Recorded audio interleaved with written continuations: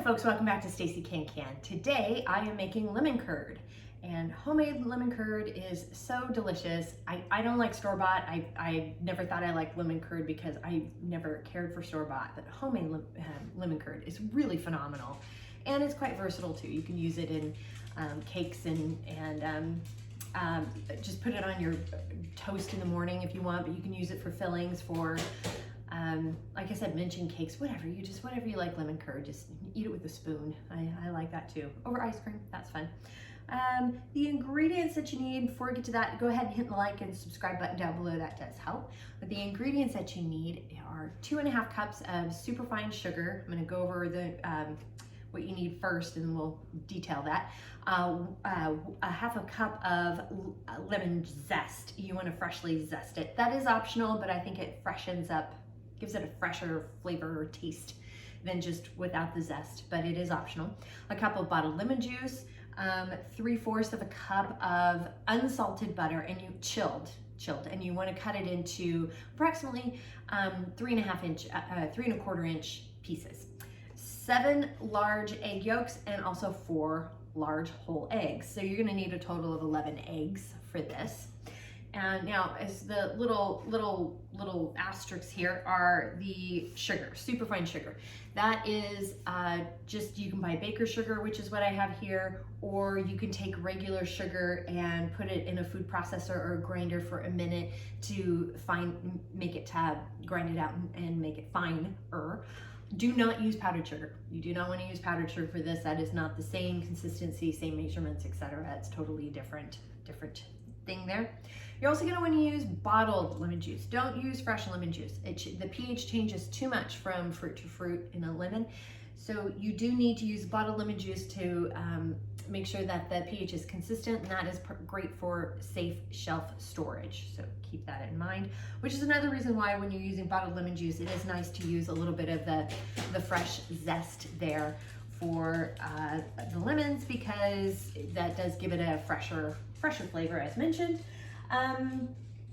The tools that you need, one thing you're definitely going to need is a double boiler. If you don't have a double boiler, you can do what I'm doing here, which is I have a bowl and that I'm able to set on top of my pot here, and you fill that full of water, and this is going to act as my double boiler. It works just fine for me.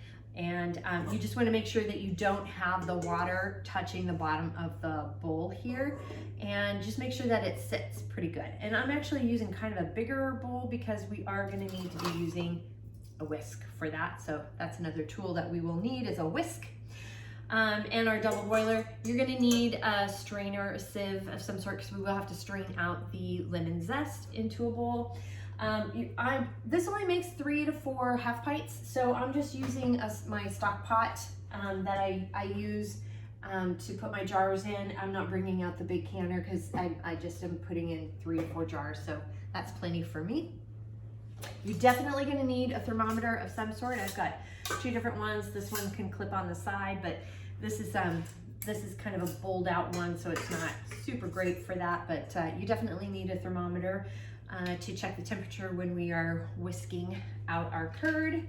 And also, we'll need our Headspace tool and our lid lifter and our chopstick for bubbling, jar lifter, our ladle, and a funnel. We're doing a 1/2 inch Headspace today. And also, of course, a knife and a lemon zest, or not a lemon, well, we're zesting lemons, but a zester, citrus zester is great. Plus I have my jars already heating in here, and then lids and rings. So with all of that, let's go ahead and get started.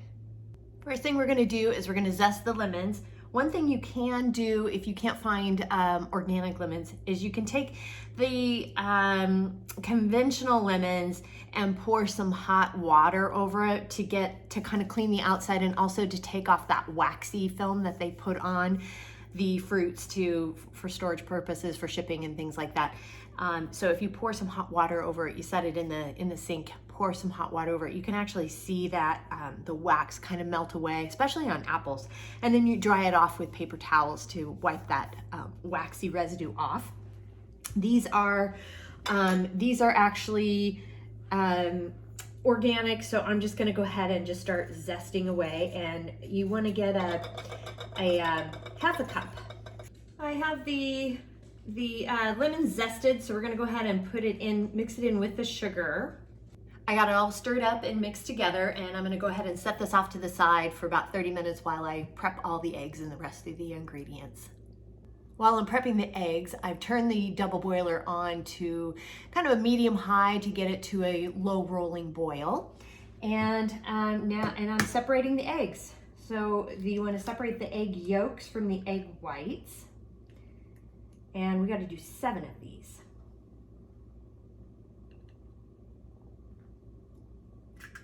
So I got the 7 egg yolks and egg whites separated.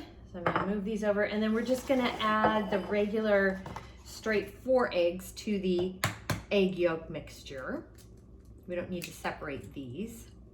So I've added the 4 eggs to the egg yolks as well, and I'm just mixing it into, this is the bowl that I'm using for the double boiler.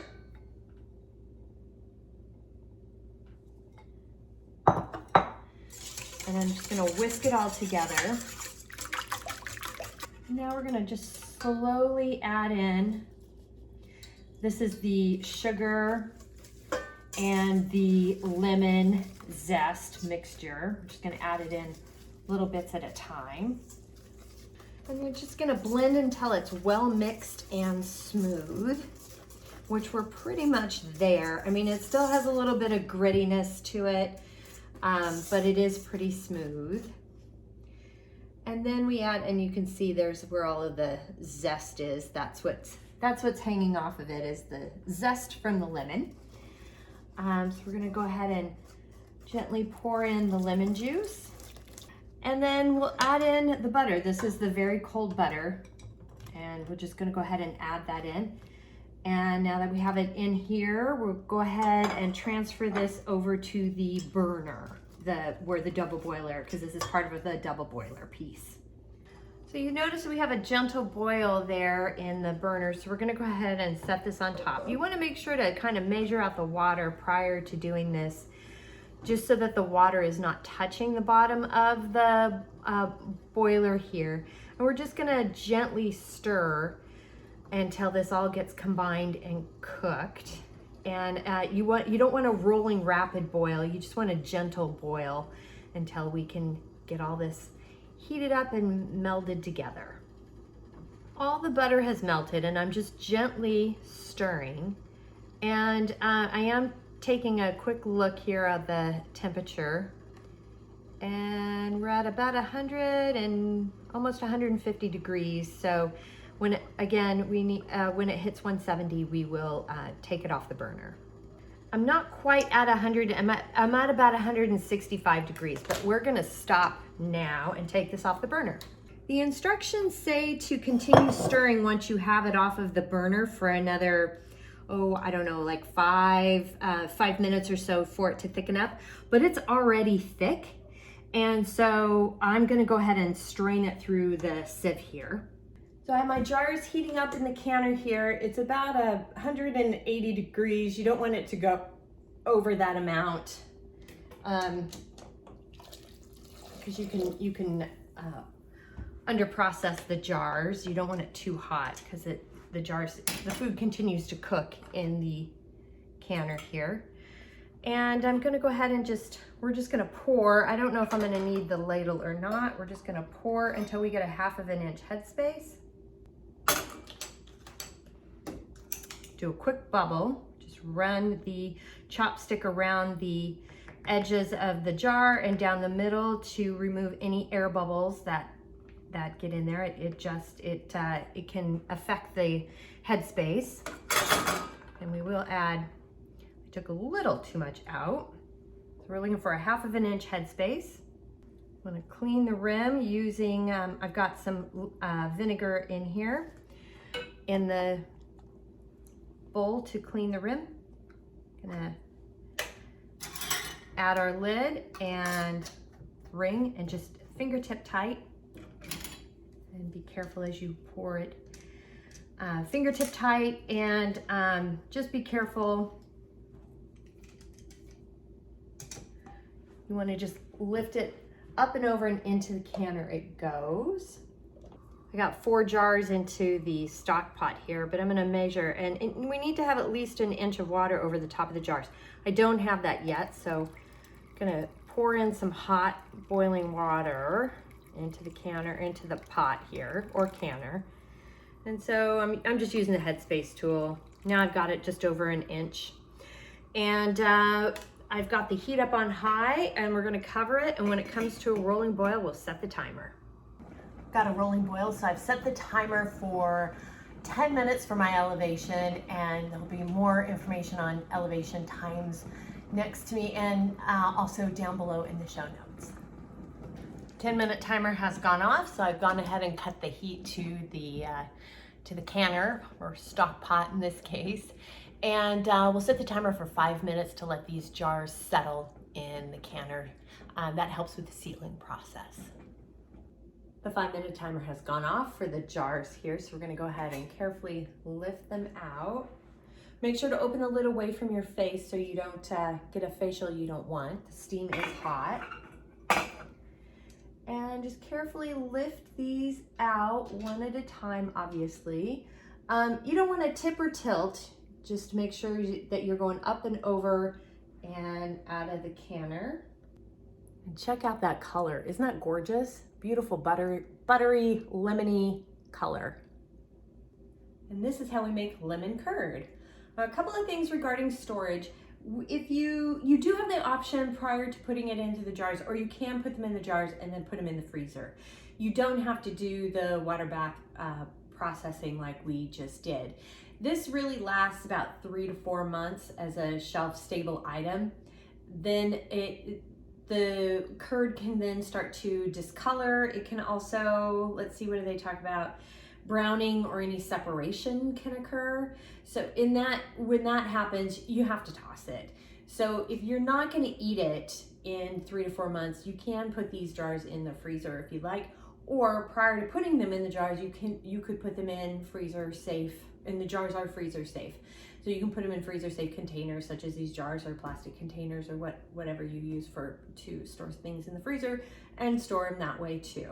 And that will last, the curd will last up to a year in the freezer that way. After a year, it just, the flavor's not the same, etc., and it just kind of deteriorates. So eggs have a tendency to do that when freezing, so just keep that in mind. And there's a lot of eggs in curd, in lemon curd.